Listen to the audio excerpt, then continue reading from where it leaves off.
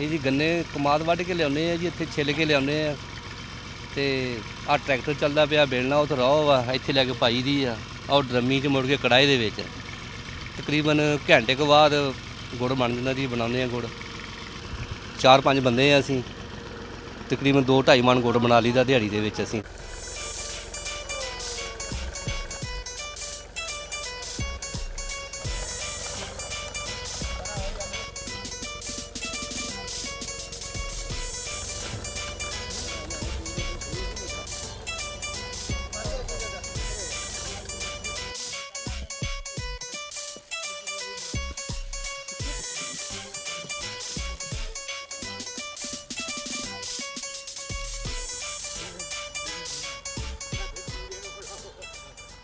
ਪਹਿਲਾਂ ਜ਼ਿਆਦਾ ਸੀ, ਹੁਣ ਇਸ ਟਾਈਮ ਘੱਟ ਵਾ ਜੀ।